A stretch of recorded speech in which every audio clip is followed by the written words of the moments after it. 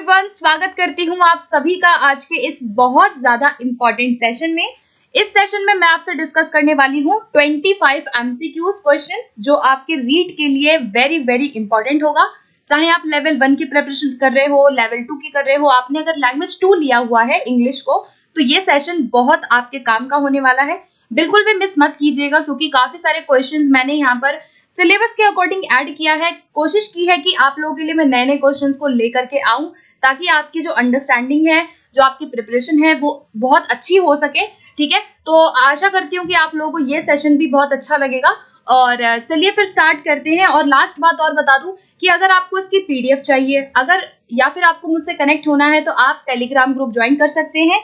आप मुझे इंस्टाग्राम पे फॉलो कर सकते हैं। सभी का लिंक आपको वीडियो के डिस्क्रिप्शन बॉक्स में, कमेंट सेक्शन में, चैनल पे भी मिल जाएगा।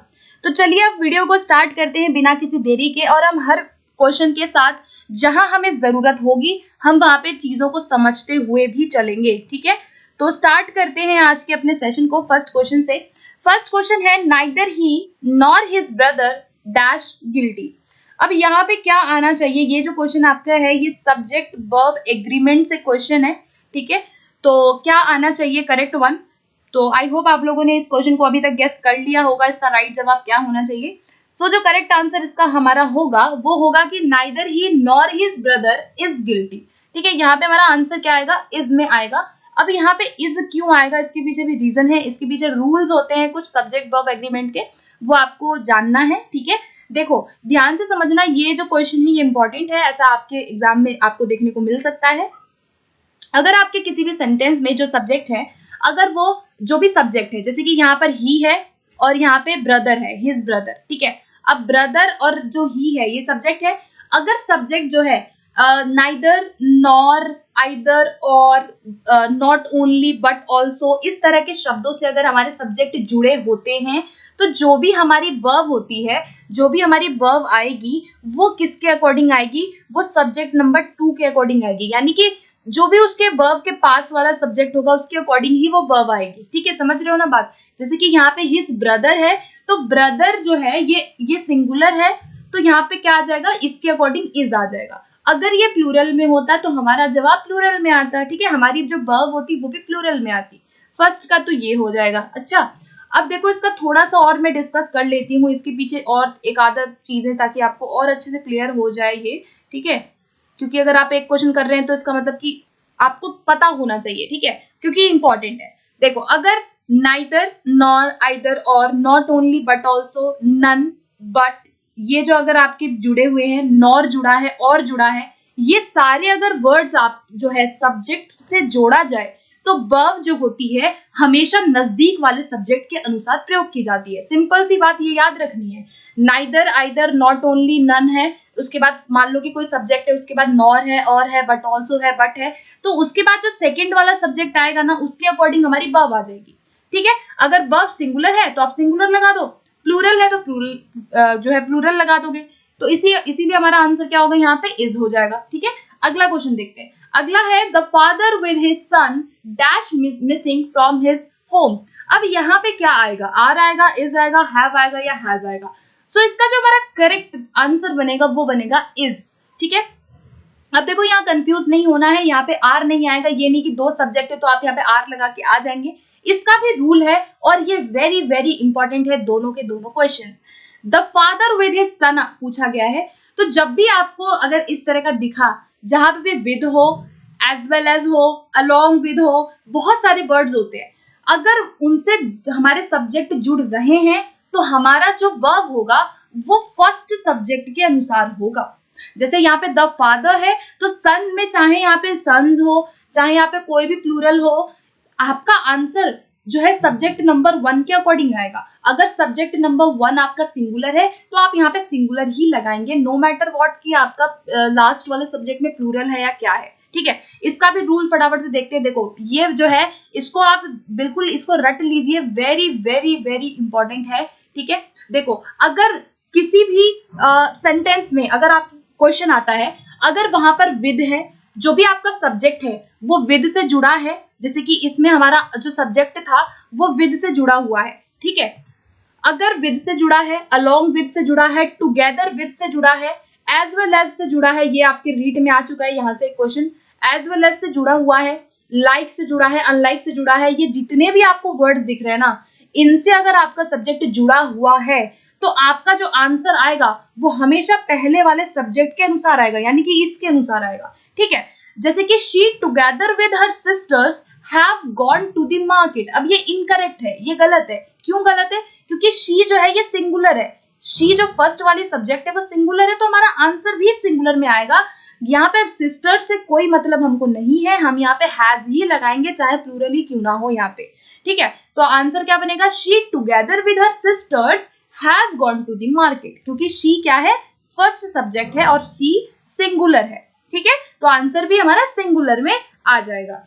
तो आई होप आपको इस दोनों के जो रूल्स हैं ये पता चल गए होंगे, वेरी वेरी इंपॉर्टेंट था, याद रखिएगा। इसी तरह से हम लोग डेली कुछ कुछ क्वेश्चंस कर लेंगे तो आपका ये वाला जो कंसेप्ट है वो भी क्लियर हो जाएगा, ठीक है। बाकी मैं एक सेपरेट सेशन इसका भी लेने वाली हूँ बहुत जल्दी, ओके। चलिए अगले क्वेश्चन पे चलते हैं थर्ड क्वेश्चन की ओर। ओके, तो थर्ड क्वेश्चन है एलिजी एड्रेसेस थीम्स ऑफ। अब आपको पता है ना एलिजी की बेसिकली थीम क्या होती है, किस थीम को एलिजी एड्रेस करता है? लेमेंटेशन को, मॉर्निंग को, सॉरो को, या ऑल ऑफ द अबव को? आई थिंक आप लोगों ने गेस कर लिया होगा, इजी है, अब इतना तो आप अभी तक जान ही गए होंगे। तो यहाँ पे all of the above will be right answer, ठीक है। एलिजी में आपको पता है लेमेंटेशन है, लेमेंटेशन का मतलब होता है कि कोई शोक, कोई विलाप, शोक कविता होती है एलिजी, ठीक है ना, उसको हम कहते हैं। मॉर्निंग मतलब आप किसी की डेथ पे, यानी कि lamentation of the death of somebody, या जो भी आपके नियर डियर है, किसी की डेथ पे लिखी जाने वाली जो कविता होती है वो आपकी एलिजी में आती है। सॉरोफुल कविता है, सैड तरीके की पोएम होती है, लेमेंटेशन तरीके की ये एक पोएम होती है। तो यहाँ पे all of the above will be right answer, ठीक है। अगला क्वेश्चन है the main character in a play is called as. अब देखो यहाँ पे आपको बताना है कि एक प्ले है या एक ड्रामा है, जो प्ले होता है उसमें जो मेन कैरेक्टर होता है वो कौन होता है? प्रोटोगोनिस्ट होता है, एंटागोनिस्ट होता है, बोथ ए एंड बी होता है, या प्ले राइट होता है? So correct answer will be option number A, protagonist. जो मेन कैरेक्टर होता है यानी कि जिसको हम हीरो कह सकते हैं, वो कौन होता है? प्रोटागोनिस्ट होता है। और एंटागोनिस्ट क्या होता है? जो विलेन होता है, मतलब जो आपको पता है ना एक मूवी है जिसमें एक हीरो एक विलेन है, तो जो हीरो के अगेंस्ट होता है वो विलेन होता है, तो उसको हम क्या कहते हैं? एंटागोनिस्ट कहते हैं। ये दोनों ही आपके ड्रामा में आते हैं, जब हम कोई प्ले करते हैं तो वहां पे प्रोटागोनिस्ट मतलब हीरो है, एंटागोनिस्ट का मतलब है कि भाई वो उसके विरोध में है या वो विलेन है, ठीक है। और यहाँ पे जो प्ले राइट है ये कौन होता है? जो प्ले लिखता है, यानी कि जो प्ले क्या करता है? लिखता है, यानी कि जो ड्रामा लिखता है, लिखने को ड्रामा जो लिखता है उसे हम क्या कहते हैं? प्ले राइट कहते हैं। ये आपके रीट में भी पूछा जा चुका है, इंपॉर्टेंट है, ठीक है। अगला क्वेश्चन देखेंगे, क्वेश्चन नंबर 5। क्वेश्चन नंबर 5 है which of the following is true about sonnets. Sonnets के बारे में कौन सी बात यहाँ पे आपको ट्रू लग रही है? फर्स्ट है sonnets have a strict meter and defined rhyme scheme. Sonnets generally use a meter of iambic pentameter। Sonnet is a type of 16 line poem. या फिर A and B both are true. तो देखो यहाँ पे आपको बताना सही बात, तो हमको जो सी वाली बात है ये गलत लग रही है। सोनेट के 16 लाइन नहीं होती है, 14 लाइन की पोएम होती है। ये बात करेक्ट है कि iambic pentameter में सोनेट को लिखा जाता है, ये इंपॉर्टेंट है। हमें पता है कि सोनेट की स्ट्रिक्ट मीटर होता है, डिफाइंड राइम स्कीम होती है, फॉर्मल तरीके से एक राइम स्कीम को फॉलो करता है सोनेट। तो यहाँ पे दोनों बातें हमारी करेक्ट है बिल्कुल। तो यहाँ पे A and B both will be right answer, ये दोनों बात सही है, ओके। ये आपको याद रखना है। अगला है identify the correct phonetic symbol for the word ball. अब यहाँ पे बॉल जो वर्ड है उसमें आपको बताना है करेक्ट फोनेटिक सिंबल क्या है इसके अंदर, ठीक है। ये जो आपका साउंड है, कौन सा साउंड है यहाँ पे? तो 4 ऑप्शन दिए हुए हैं, अगर आपको इनका मीनिंग पता है तो आप इजिली इनको कर लोगे। देखो यहाँ पे जो आई है इसका मतलब कि आपके जो आई वाले वर्ड है जो आपके बड़ी की मात्रा बेसिकली होती है, जैसे कि मैं बोलूँ शीप, या मैं बोलूँ ईट, है ना, या फिर मैं बोलूँ टी, इस तरह के वर्ड, या मैं बोलूँ की, बहुत सारे वर्ड्स हैं। तो ये जो बड़ी की मात्रा वाले वर्ड है, तो यहाँ पे बॉल में ई की मात्रा तो कुछ आ नहीं रही है। और जो ये यू वाला होता है ये किस लिए होता है? ये आपका जो यू वाले वर्ड्स होते हैं, ये जब आप किसी चीज को ज्यादा, मतलब कि जो बड़ी मात्रा होती है ऊ की, उसके लिए हम यूज करते हैं बेसिकली, ठीक है। जैसे मैं बोलूँ न्यू, ठीक है, न्यू हो गया, या फिर मैं बोलूँ यहाँ पे मून, तो ये हो गया, ठीक है। और ये क्या होती है, ए की मात्रा होती है, ए की मात्रा। जैसे कि मैं बोलूं बैट, कैट, रैट, तो ये ए की मात्रा है, तो हमारा करेक्ट आंसर बनेगा ए। ये जो ऐसे करके सी होता है ना, उल्टा सी, ये किसकी मात्रा होती है, ओ की। ये ओ करके मात्रा होती है इस तरह से, तो यहाँ पे किस में आएगा, बॉल में। इसके अलावा जैसे मैं बोलूं कॉट या मैं बोलूं ब्रॉड, तो ओ की जब मात्रा आ रही है, ओ वाली, ये वाली, तो आपका आंसर क्या बनेगा, ऑप्शन नंबर ए बनेगा। ठीक है, तो ए विल बी राइट आंसर। अगला क्वेश्चन देखते हैं। नेक्स्ट आता है, which of the following is not the characteristics of communicative language teaching. आपको बताना है कि सीएलटी की कौन सी कैरेक्टरिस्टिक इनमें से नहीं है, वो आपको बताना है। ठीक है, फर्स्ट है functional aspect emphasized, second effective communication valued over perfect expression. क्या हम इफेक्टिव कम्युनिकेशन को वैल्यू देते हैं, बिल्कुल देते हैं। ठीक है, परफेक्ट एक्सप्रेशन को ना करके हम कम्युनिकेशन पे ज्यादा वैल्यू देते हैं। फंक्शनल एस्पेक्ट को बढ़ावा देते हैं, बिल्कुल सही बात है, ये भी हम फंक्शन पे बढ़ावा देते हैं, लैंग्वेज के यूज पे बढ़ावा देते हैं, लैंग्वेज के मीनिंग पे बढ़ावा देते हैं। Forms and structures of language practised in classroom. क्या हम सीएलटी के अंदर फॉर्म और स्ट्रक्चर को सिखाते हैं, तो ये बात हमारी रॉन्ग हो जाएगी। और जो डी वाली बात है वो भी ठीक है कि लैंग्वेज का यूज करवाया जाता है। हम यहाँ पे फंक्शन पे जो है उस पे ज्यादा बल देते हैं, फॉर्म एंड स्ट्रक्चर्स पे हम बल नहीं देते। ये किसका पार्ट है, स्ट्रक्चरल अप्रोच का पार्ट है। हम कभी भी लैंग्वेज के फॉर्म पे, लैंग्वेज के रूल पे, लैंग्वेज के स्ट्रक्चर्स पे बहुत ज्यादा हम फोकस नहीं करते हैं सीएलटी के अंदर, क्योंकि हमारा पर्पस होता है लैंग्वेज का यूज करवाना। ठीक है, तो यहाँ पे सी करेक्ट हो जाएगा। अगला क्वेश्चन है, point out the figure of speech in the line. अब इस क्वेश्चन में आपको बताना है कि कौन सा फिगर ऑफ स्पीच है इसमें। The moon smiled at the stars around it. Metaphor है, सिमिली है, पर्सोनिफिकेशन है या एसोनेंस है। इजी है, अगर आपने फिगर ऑफ स्पीच पढ़ा होगा तो आपको ये इजीली पता चल गया होगा। द मून स्माइल्ड मतलब मून जो है उसने स्माइल किया स्टार्स की तरफ देखकर, तो ये एक पर्सोनिफिकेशन का एग्जाम्पल हमारा हो सकता है। ठीक है, जहां पे आपने मून को क्या कर दिया, ह्यूमन क्वालिटी दे दी। जब हम किसी नॉन लिविंग थिंग को ह्यूमन क्वालिटी से डिनोट कर देते हैं या ह्यूमन क्वालिटी से उनको बताते हैं, तो वहां पे हमारा जो फिगर ऑफ स्पीच होता है वो मानवीकरण होता है, जिसे हम पर्सोनिफिकेशन कहते हैं। ठीक है, सिमिलरली आपको पता है कि जहां पे भी आपका लाइक और एज का यूज किया जाए, ठीक है, वहां पे आपका सिमिली होता है। मेटाफर में आपका कंपैरिजन किया जाता है उस वस्तु का। एसोनेंस आपका क्या है, जहां पे वॉवल्स की रिपीटिशन हो रही है, वॉवल साउंड्स की रिपीटिशन अगर वर्ड्स के बीच में हो रही है तो वो आपका एसोनेंस होता है। ठीक है, चलिए अगला प्रश्न हम लोग देखेंगे अब, question number 9। The main aim of remedial teaching is. Remedial teaching का एम जो होता है मेन, वो क्या होता है, to help all the students in their exploration, to diagnose the learners periodically, to remove gaps in learning of the learners, to teach students after school hours. तो main aim जो है आपका रेमिडियल टीचिंग का पूछा गया है यहाँ पे, जहां पे हम क्या करते हैं, बच्चों की जो भी कठिनाइयां हैं, जो उसकी गैप्स है, जो उसकी डिफिकल्टीज है, उसे हम दूर करते हैं। तो यहाँ पे answer C will be right answer, to remove gaps in learning of the learners. मतलब लर्नर्स जो सीख रहे हैं, जो बच्चे, उनकी जो भी कमियां हैं उनको रिमूव कर देना, उनको रेक्टिफाई कर देना, उनको हम दूर कर देते हैं, वो रेमिडियल टीचिंग का एम होता है। ठीक है, अच्छा अगर आपसे डायग्नोस पूछेगा तो डायग्नोस का आपका डायग्नोस्टिक टेस्ट का हमारा एम हो जाता है कि क्या समस्या है। ठीक है, चलिए अगला प्रश्न हम लोग देखेंगे, डिप्थोंग्स आर। डिप्थोंग्स क्या होते हैं वो आपको बताना है। तो करेक्ट आंसर इस क्वेश्चन के लिए जो हमारा बनेगा वो बनेगा कि combination of two pure vowels. पहली बात, ये कॉन्सोनेंट्स नहीं होते हैं, सेमी वॉवल्स भी नहीं होते हैं। दो प्योर वॉवल्स का अगर कॉम्बिनेशन कर दिया जाए तो हमारा डिप्थोंग बनता है। डिप्थोंग के काफी सारे नाम है, याद रखना। पहली बात की इंग्लिश में 8 डिप्थोंग होते हैं। ठीक है, डिप्थोंग को ग्लाइड कहते हैं, ये मैं बार बार आप लोगों से डिस्कस करती हूँ। ग्लाइड वॉवल्स होते हैं, इनको हम डबल वॉवल साउंड्स भी कहते हैं, डबल वॉवल साउंड्स। ठीक है, इसको हम और क्या कहते हैं, इसको हम इम्प्योर वॉवल कहते हैं, क्योंकि ये प्योर नहीं है। ठीक है, इम्प्योर वॉवल्स याद रखना।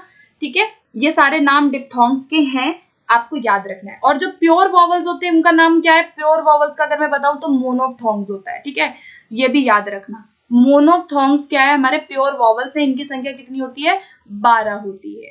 ठीक है, चलिए अगला प्रश्न देखते हैं। अकॉर्डिंग टू एनसीएफ 2005, अब एनसीएफ 2005 के अकॉर्डिंग आपको सही वाली बात क्या लग रही है, बहुत ध्यान से इसको पढ़ना। ठीक है ना, फर्स्ट क्या है, education in the mother tongue in ensures, यहाँ पे थोड़ा सा मिस्टेक हुआ है गाइस, 1 मिनट रुक जाइएगा, एंश्योर्स होगा, ठीक है। Education in the mother tongue ensures level of cognitive growth and scholastic achievement. क्या ये बात सही है? तो हमको ये बात थोड़ी थोड़ी ठीक लग रही है, ठीक है, हमको ठीक लग रही है। तो आगे देखते हैं, an English medium education ensure social tolerance and divergent thinking. तो ऐसा कुछ एनसीएफ ने नहीं कहा, पहली बात। बाइलिंगुअल और multilingual proficiency raises the levels of cognitive growth and scholastic achievement. ये बात भी हमको ठीक लग रही है। एनसीएफ ने सीधा सीधा ये कहा है कि अगर कोई बाइलिंगुअल पर्सन है, मल्टीलिंगुअल पर्सन है, तो उसकी जो प्रोफिशिएंसी अगर उसकी है, तो उसका जो कॉग्निटिव है, जो उसका स्कोलास्टिक अचीवमेंट है, एकेडमिक अचीवमेंट है, जो उसकी क्रिएटिविटी है, जो उसका प्रॉब्लम सॉल्विंग है, जो उसका नॉलेज है अबाउट डिफरेंट कल्चर्स, वो उस व्यक्ति से ज्यादा होगा जो व्यक्ति मोनोलिंगुअल है, ठीक है। तो ये बात भी ठीक है। 3 लैंग्वेज फॉर्मूला की बात एनसीएफ करता है, लेकिन उन्होंने लैंग्वेज के पर्सपेक्टिव में ऐसा कुछ नहीं कहा है कि भाई प्राइमरी लैंग्वेज है कम्युनिकेशन का। तो इसका जो सही वाला स्टेटमेंट हमारा होगा वो बनेगा सी वाला, ठीक है। वैसे तो ए वाला भी बिल्कुल करेक्ट है, ए वाला भी एनसीएफ ने कहा है, लेकिन ए से ज्यादा बेटर हमारा आंसर बनेगा ऑप्शन नंबर सी, कि जो बाइलिंगुअल और जो मल्टीलिंग्विज्म होता है वो कहीं ना कहीं greater cognitive growth, greater scholastic achievement, greater creativity को बच्चों को बढ़ाता है। ये आपको याद रखना है। तो option number C will be right answer. अगला क्वेश्चन हम लोग देखेंगे। नेक्स्ट क्वेश्चन हमारा आता है, Hindi speaking teacher gets posted in a primary school which is situated in a remote area of Rajasthan. Since she doesn't know the local language, she faces lots of problems. So she should. अब देखो क्या है, एक teacher है, उसका posting हो गई primary school में, जो कि एक राजस्थान के किसी रिमोट एरिया में है वो स्कूल, जहाँ पे वहाँ की जो लोकल भाषा है वो उसे नहीं आती है। तो उसे क्या करना चाहिए, ठीक है, try to get a posting in Hindi speaking area. क्या उसे अपनी पोस्टिंग के लिए ट्राई करना चाहिए किसी हिंदी स्पीकिंग एरिया में? तो देखो ये तो गलत, ये तो बिल्कुल गलत हो गया कि भाई आप अपनी ड्यूटी से ही भाग रहे हैं, है ना, तो ये तो बिल्कुल नहीं होगा। सेकेंड है, focus on the text book as a resource. क्या आप टेक्स्ट बुक को as a resource standard Hindi के लिए लेंगे? तो ये भी नहीं होगा। हम यहाँ पे क्या करेंगे सबसे बेस्ट, कि अगर उस टीचर को वहां की लैंग्वेज नहीं आती है तो वो बच्चे की लैंग्वेज को एज अ रिसोर्स यूज करने की कोशिश करेगा, ठीक है। वो चाइल्ड की जो लैंग्वेज है उसे एज अ रिसोर्स टीचिंग में यूज करेगा, as a source, as a asset. वो उसकी भाषा को, उसकी नेटिव लैंग्वेज को यूज करके वो टीचर क्या करेगा, टीच करेगा, ठीक है। तो यहाँ पे option number C will be correct answer. अगला क्वेश्चन देखेंगे, for English as a second language acquisition poor environment is one where. अब आपको पता है कि English as a second language की जब हम बात करते हैं तो वहां पर एक्विजिशन पुअर एनवायरमेंट का मतलब क्या होता है, ठीक है। ये आपका क्वेश्चन कहां से आया है, डिफिकल्टीज ऑफ लैंग्वेज से आया है, ठीक है। आपको पता है ना, जो एक्विजिशन पुअर एनवायरमेंट होता है उसका मतलब क्या होता है। फर्स्ट है, Hindi mother tongue is lingua franca, जहां पे हिंदी जो है वो लिंग्वा फ्रैंका है। लिंग्वा फ्रैंका का मतलब है कि जो कम्युनिकेशन के लिए हम जिस भाषा को यूज में लाते हैं उसको हम लिंग्वा फ्रैंका कहते हैं, ठीक है। The English language is use only in the classroom, English is not spoken at home at all, access to any learning material is unavailable to students. तो यहाँ पे देखो क्या है, एक्विजिशन पुअर एनवायरमेंट आपको बताना है as a second language English के अकॉर्डिंग। तो यहाँ पे correct answer will be option number D. Acquisition poor environment का मतलब है कि ऐसा वातावरण जहां पर उन बच्चों को इंग्लिश को सीखने के लिए उनको एक मटेरियल नहीं मिल पा रहा, उनको रिसोर्सेज नहीं मिल पा रहे हैं, एक्सेस नहीं हो पा रहा है, तो उसे हम एक्विजिशन पुअर एनवायरमेंट में शामिल कर सकते हैं व्हाइल लर्निंग अ सेकेंड लैंग्वेज, ठीक है। तो ऑप्शन नंबर डी इसका करेक्ट हो जाएगा। अगला क्वेश्चन हम लोग देखेंगे, नेक्स्ट आता है, which of the following is not considered a challenge in developing the English language in India. अब आपको बताना है कि इसमें से कौन सा एक चैलेंज नहीं है जब हम एक इंग्लिश लैंग्वेज की बात करते हैं इंडिया के अंदर, ठीक है। फर्स्ट है ambiguities in comprehending the language, second है लैक ऑफ फैसिलिटीज, थर्ड है lack of proper words while translating from English to Hindi और वाइस वर्सा, या फिर पीपल्स अनफेमिलियरिटी विद इंग्लिश। कौन सा चैलेंज नहीं है, नॉट पूछा गया है, ठीक है। सो करेक्ट आंसर जो इस क्वेश्चन का बनेगा हमारा option number D will be right answer. People's unfamiliarity जो है ये कोई चैलेंज नहीं है, क्योंकि काफी सारे लोग इंडिया में आप देखोगे जिनको इंग्लिश का ज्ञान है, ऐसा नहीं है कि जब हम इंग्लिश की बात करते हैं तो ये कोई एक बहुत बड़ा चैलेंज है कि उनको इंग्लिश बिल्कुल नहीं पता, ऐसा नहीं है। बाकी की चीजें हो सकती है। पहला एम्बिग्यूटीज का मतलब है कि भाई कॉम्प्रिहेंड करने में समस्या आए, समझने में समस्या आ जाए भाषा को, ये हो सकता है, ये एक प्रॉब्लम है, डिफिकल्टी है। फैसिलिटीज की कमी होती है स्कूल्स में, ये भी है। प्रॉपर वर्ड्स नहीं मिल पाते हैं जब हम कोई चीज इंग्लिश टू हिंदी ट्रांसलेट कर रहे हैं या फिर हिंदी टू इंग्लिश ट्रांसलेट कर रहे हैं, तो हमें प्रॉब्लम भी होती है, ये भी एक चैलेंज है। लेकिन भाषा बिल्कुल ही नहीं पता लोगों को, ये कोई चैलेंज नहीं है। ठीक है, अगला देखते हैं। क्वेश्चन नंबर 15 हमारा आता है, evaluation indicates learners learning and progress in. Evaluation जो है किसमें लर्नर की प्रोग्रेस को इंडिकेट करता है? करिकुलर सब्जेक्ट में करेगा, वो करिकुलर सब्जेक्ट में करेगा, बोथ ए एंड बी या नन ऑफ दीज। तो देखो, जब भी हम इवैल्यूएशन की बात करते हैं तो हमारा एक पहली बात की करिकुलर सब्जेक्ट होता है कि भाई आपकी अचीवमेंट क्या हुई। जब भी हम इवैल्यूएशन की बात करते हैं तो हम एट द एंड वाले की बात करते हैं, हम ये देखते हैं कि कितना प्रोग्रेस हुआ, हम ये देखते हैं कि कितनी अचीवमेंट हुई, कितना वैल्यू जजमेंट हम लोग किसी भी चीज का कर देते हैं इवैल्यूएशन में। तो जब भी हम इवैल्यूएशन की बात करते हैं तो हमारे करिकुलर सब्जेक्ट यानी कि जो आपके को करिकुलर सब्जेक्ट है, मैथ, हिंदी, इंग्लिश, जो भी आपके सब्जेक्ट्स हैं, एंड को करिकुलर क्या है? आपकी लाइफ स्किल्स, आप कौन कितने चीजों में पार्टिसिपेट करते थे, आप कितनी जो है को करिकुलर एक्टिविटीज में एक्टिव थे। तो आपका जो इवैल्यूएशन है वो at the end of the session in दोनों को ही दिखाता है। ऐसा सीसीई भी कहता है, ठीक है, comprehensive and continuous and comprehensive evaluation भी कहता है कि आप ओवरऑल जो एक जो प्रोग्रेस हुई है आप उसको इवैल्यूएशन में दिखाते हैं कि कितना सीखा। So option number C will be right answer. Okay, अगला क्वेश्चन हम लोग देखेंगे, communicative language teaching replaced basically. अब आपको बताने की जो सीएलटी है उसने किसको रिप्लेस किया है? नेचुरल लैंग्वेज प्रोसेसिंग को, स्ट्रक्चरल टीचिंग को, सिचुएशनल टीचिंग को या मोटिवेशनल टीचिंग को। सो इसका जो करेक्ट आंसर हमारा बनेगा वो बनेगा option number B, structural teaching. ठीक है, यानी कि जो कम्युनिकेटिव लैंग्वेज टीचिंग हमारा आया, जो कि आपको पता है कि सबसे बेस्ट अप्रोच माना जाता है, सबसे लेटेस्ट अप्रोच माना जाता है। तो जब भी ये आया था तो जो भी कमियां थी ना, जो जीटीएम की कमियां थी, जो स्ट्रक्चरल अप्रोच की कमियां थी, उनको दूर करने के लिए इसको लाया गया। स्ट्रक्चरल टीचिंग में क्या किया जाता है भाई? स्ट्रक्चरल टीचिंग में आप बार बार ड्रिल करवाते हो, आप सेंटेंस पैटर्न सिखाते हो, ठीक है, आप जो है स्ट्रक्चर सिखाते हो, फॉर्म सिखाते हो। तो इन चीजों को हम क्या किया? सीएलटी में रिप्लेस किया। सीएलटी जो है बेसिकली यूज पे फोकस करने लग गया। तो यहाँ पे correct answer will be option number B. अगला क्वेश्चन है, when Mohan was 2 he dash already speak very well. क्या आएगा यहाँ पे? करेक्ट आपको मॉडल बताना है, माइट, कुड, कैन या शुड। व्हेन मोहन वाज 2, तो आंसर क्या आएगा यहाँ पे हमारा? When Mohan was 2 he could already speak very well. क्या आएगा यहाँ पे? हमारा आंसर कुड आएगा। ठीक है, अब यहाँ पे देखो कुड क्यों आएगा, क्योंकि यहाँ पे बात हो रही है कि जब वो 2 साल का था, मतलब कि पास्ट की किसी एबिलिटी की बात हो रही है कि जब वो 2 साल का था तो वो बहुत अच्छा बोल सकता था, वो बोलता था। तो यहाँ पे हम क्या यूज करेंगे? कुड का यूज करेंगे। जब भी हम पास्ट में किसी एबिलिटी की बात करते हैं तो हम वहाँ पे कुड का यूज करते हैं। कैन का यूज हम प्रेजेंट में कर सकते हैं किसी एबिलिटी को दिखाने में।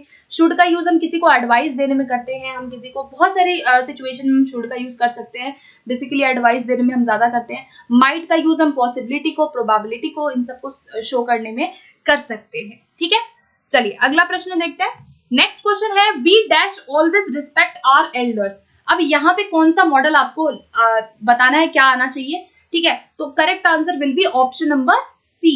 ठीक है, we should always respect our elders. हमें हमेशा अपने जो बड़े हैं उनका सम्मान करना चाहिए, रिस्पेक्ट करना चाहिए। तो यहाँ पे हमारा आंसर जो होगा वो शुड होगा। ठीक है, मतलब आप किसी को बता रहे हो, आप किसी को एक ऑब्लिगेशन दे रहे हो, आप किसी को एक तरह का आप उनको ड्यूटी बता रहे हैं बेसिकली कि आपको क्या करना चाहिए, एडवाइस दे रहे हैं आप, तो आप यहाँ पे क्या लगाएंगे? शुड लगाएंगे। ठीक है, अगला क्वेश्चन है, which of the following is not included under the principles of teaching English. इनमें से कौन सा प्रिंसिपल्स ऑफ टीचिंग इंग्लिश में इंक्लूड नहीं किया जाता है? प्रिंसिपल ऑफ नेचुरल प्रोसेस, तो ये बिल्कुल एक हमारा प्रिंसिपल है इंग्लिश को पढ़ाने का कि आप जो भी सिखाएंगे वो नेचुरली उसकी रियल लाइफ से रिलेट करके सिखाएंगे। तो नेचुरल प्रोसेस इंग्लिश होता है। ठीक है, प्रिंसिपल ऑफ पर्पस बिल्कुल है। पर्पस का मतलब है कि आप कौन सी क्लास के लिए, आप कौन से लेवल के लिए, आप कौन सा टॉपिक कब कब पढ़ाएंगे, आपका वो पढ़ाने का पर्पस क्या होगा, ये भी इंग्लिश का एक अच्छा प्रिंसिपल है टीचिंग का। ग्रेडेशन बिल्कुल है, ग्रेडेशन भी आपको पता है ना, सिलेक्शन आपका जो होता है, सिलेक्शन एंड ग्रेडेशन आपका एक बहुत ही इंपॉर्टेंट प्रिंसिपल है लैंग्वेज को पढ़ाने का, जहां पे आप सिलेक्ट करते हो कि आपको क्या पढ़ाना है, ठीक है, आपको कैसे पढ़ाना है, आपको किसके लिए पढ़ाना है। और ग्रेडेशन का मतलब है कि आप नोन टू अननोन पढ़ाएंगे, आप सिंपल टू कॉम्प्लेक्स पढ़ाएंगे, आप इजी टू डिफिकल्ट पढ़ाएंगे। तो ये क्या है, principle of selection and gradation है भाषा को सिखाने का, ठीक है। लेकिन यहाँ पे जो 4 वाला है वो कोई हमारा प्रिंसिपल नहीं होगा। अपरूटिंग फ्रॉम कल्चर कोई प्रिंसिपल हमारा लैंग्वेज को सिखाने का नहीं है कि आप कल्चर से ही उनको सिखाएंगे, क्योंकि आपको पता है इंग्लिश हमारे कल्चर से नहीं आया है, ठीक है, तो हम ये इस प्रिंसिपल को यूज नहीं कर सकते। ओके, चलिए अगला क्वेश्चन देखते हैं। अगला है इवैल्यूएशन डज नॉट असर्टेन। अब आपको इसका बताना है कि इवैल्यूएशन जो है इनमें से क्या असर्ट नहीं करता है, ठीक है। 4 ऑप्शन दिए हुए, फटाफट से पढ़िएगा। ओके, तो ऑप्शन देखते हैं फटाफट से। ऑप्शन नंबर ए है हमारा the educational standard, option number B है हमारा एडमिनिस्ट्रेटिव स्टैंडर्ड, ऑप्शन सी है टीचिंग स्टैंडर्ड, या फिर efficiency of the teachers of the institution.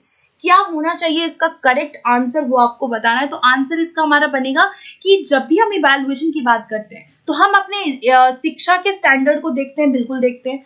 हम यहाँ पे टीचिंग को देखेंगे, हमारी टीचिंग कैसी रही, हम टीचर्स की एफिशिएंसी को देखते हैं, लेकिन हम एडमिनिस्ट्रेटिव स्टैंडर्ड को नहीं देखते हैं। तो option number B will be right answer. Okay, अगला क्वेश्चन है pick out the correct example of metaphor. आपको इसमें से बताना है भाई करेक्ट एग्जांपल मेटाफर का क्या होगा। 4 ऑप्शन दिए हुए हैं, चारों को आप ध्यान से पढ़िएगा, ठीक है। देखो यहाँ पर मेटाफर आपसे पूछा गया है, तो पहली बात कि लाइक और एज का यूज यहाँ दोनों में हुआ है, तो ये तो आपका सिमिली है। पहली बात लाइक और एज का यूज है, ये भी आपका सिमिली है, एज वाइट एज सुनो। तो आपका बचे 2 ऑप्शन। तो यहाँ पे जो मेटाफर है उसका आंसर होगा the ship of life moves on, यानी कि जो शिप है, शिप ऑफ लाइफ है वो चलती है। तो शिप और लाइफ का क्या किया गया, एक तरह का कंपेयर किया गया है कि जो जीवन की नाव है, यानी कि आपने जीवन को क्या बता दिया, नाव बता दिया, ठीक है। तो यहाँ पे क्या होगा हमारा option number B correct answer होगा, ठीक है, ship of life moves on, ठीक है। चलिए अगला प्रश्न देखते हैं। नेक्स्ट है the sentence the lazy lizard launched near the lake is an example of. अब आपको बताने कि ये जो सेंटेंस दिया हुआ है इसमें कौन सा फिगर ऑफ स्पीच आपको नजर आ रहा है, ठीक है, ध्यान से पढ़ना।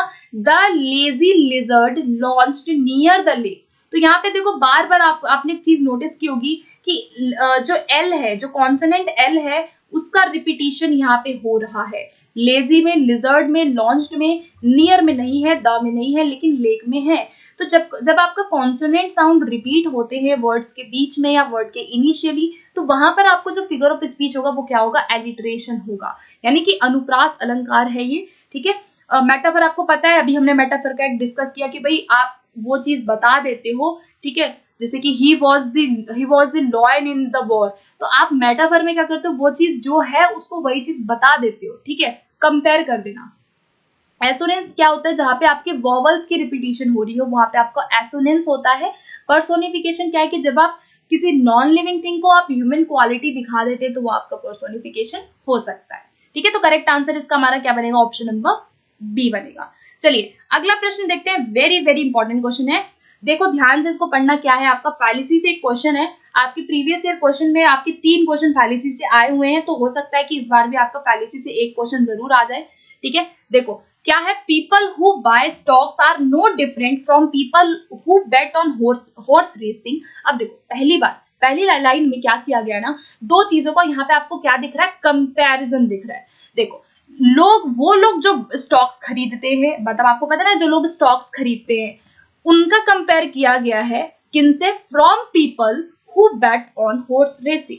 अब 2 लोगों का कंपैरिजन किया गया, हमको यहाँ क्या दिख रहा है कि यहाँ पे जो बात कही गई है यहाँ पर एक कंपैरिजन को दिखाया गया है। अब आगे पढ़ते हैं, they both risk their money with little chance of making a big profit। यानी कि यहाँ कंपैरिजन किया गया कि जो लोग स्टॉक्स खरीदते हैं और जो लोग हॉर्स रेसिंग में बेट लगाते हैं, शर्त लगाते हैं, वो दोनों अपने मनी को बहुत ज्यादा रिस्क पे रखते हैं प्रॉफिट कमाने के लिए। तो देखो यहाँ पे आपको क्या दिख रहा है कि दो चीजों को आप कंपेयर कर रहे हो, आप ऐसा कंपैरिजन कर रहे हो जो दोनों ही डिफरेंट है भाई। अब देखो आप बेट लगा रहे हो हॉर्स रेसिंग में, मान लो कोई व्यक्ति कि कोई जुआ खेल रहा है या वो कहीं बेट लगा रहा है, वो चीज और जो हम स्टॉक्स खरीदते हैं, मान लो आप मार्केट से कुछ खरीद रहे हो, स्टॉक्स खरीद रहे हो, आप डिस्काउंट पे कुछ खरीद रहे हो, वो दोनों चीजें डिफरेंट है। ठीक है, तो जब भी आपका इस तरह का आपको दिखे, इस तरह का आपको यहाँ पे कंक्लूजन दिखे, तो वहां पे आपकी जो फैलेसी होती है वो आपका फॉल्स एनालॉजी की फैलेसी होती है। मतलब आप कंपैरिजन ऐसा कर रहे हैं दोनों चीजों के बीच में जो आपस में इंटर रिलेटेड है ही नहीं, जो दोनों का डोमेन अलग है, दोनों की जो कैरेक्टरिस्टिक है वो अलग है। ठीक है, तो आई होप अब आपको समझ थोड़ा थोड़ा तो आ ही गया होगा कि यहाँ पर हमारी फॉल्स एनालॉजी वाली फैलेसी हमको दिख रही है।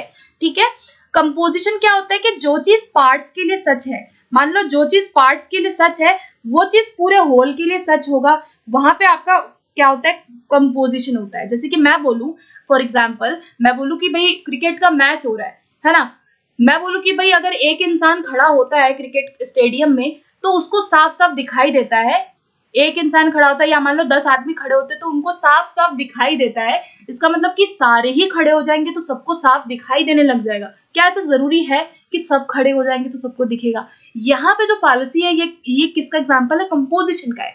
हम ये सोचते हैं कि जो चीज पार्ट्स के लिए है वो चीज होल के लिए भी होगा। ठीक है, सो आई होप आपको ये वाला भी समझ आ गया होगा। इक्विवोकेशन क्या होता है, जहां पे दो वर्ड्स, दो फ्रेजेस की वजह से, वर्ड्स की वजह से कुछ कंफ्यूजन क्रिएट हो जाए और हमारी वहां पे क्या होती है, मिस्टेक हो जाती है इन्फरेंस करने में, वहां पे हमारा इक्विवोकेशन होता है। सो गाइस मैंने इसकी वीडियो बनाई हुई है, ये चारों मैंने डिस्कस किया हुआ है। अगर आपको वीडियो देखनी है तो प्लेलिस्ट में, रीड की प्लेलिस्ट में आपको मिल जाएगा, जरूर देखिएगा। ठीक है, चलिए अगला प्रश्न देखते हैं हम लोग। अब क्वेश्चन नंबर 24 क्वेश्चन है, the captain as well as his soldiers dash ready to march. अब यहाँ पे क्या आना चाहिए, ये भी हमारा क्वेश्चन क्या है, सब्जेक्ट वर्ब एग्रीमेंट से है। मैं इसका रूल आपको बता चुकी हूँ उन दो क्वेश्चंस में, तो आप इसको गलत मत करिएगा। The captain as well as का यूज यहाँ पे किया गया, मैंने बताया था जहां पे भी आपका सब्जेक्ट जो है, जो आपका सब्जेक्ट 1 है, जो आपका सब्जेक्ट 2 है, उसके अकॉर्डिंग जहां पे बीच में एज वेल एज आ जाए तो वहां पे जो भी हमारी वर्ब होती है वो हमारी किसके अकॉर्डिंग होती है, हमारे सब्जेक्ट नंबर 1 के अकॉर्डिंग हमारी क्या होती है, वर्ब होती है। तो यहाँ पे सब्जेक्ट नंबर 1 क्या है, कैप्टन है।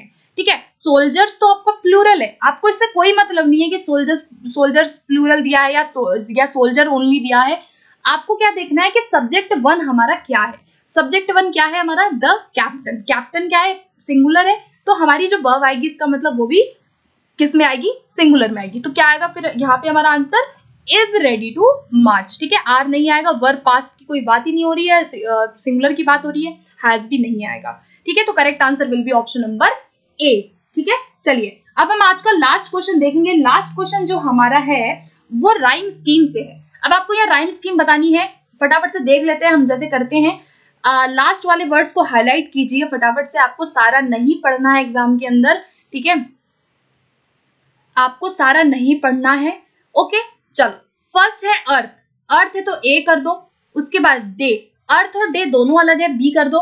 बर्थ ए कर दो, ठीक है, उसके बाद वे, डे वे, डे वे सेम है तो बी कर दो। मतलब हम क्या करते हैं, ए से स्टार्ट करेंगे, हमको अगर सेम लग रहा है तो हम सेम लेटर लिख देंगे, हमें अगर डिफरेंट लेटर कोई नजर आ रहा है तो हम उसको क्या कर देंगे, डिफरेंट लेटर से डिनोट करेंगे। ठीक है, अब देखो अर्थ, डे, बर्थ, वे।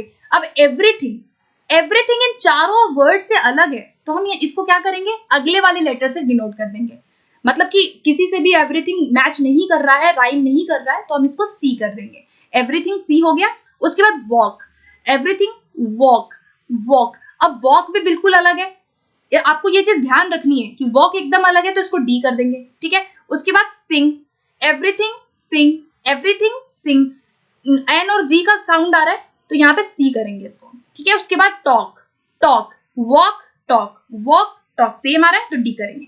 आपको क्या करना है, इसी तरह से आपको एनालाइज करना है, आपको बोल बोल के देखना है कि क्या वर्ड्स राइम कर रहे हैं। अगर वर्ड राइम कर रहे हैं तो आप सेम लेटर से उसको दिखा सकते हो, अगर वो वर्ड अगला वाला अलग आ रहा है तो आप उसको अगले लेटर से दिखाएंगे।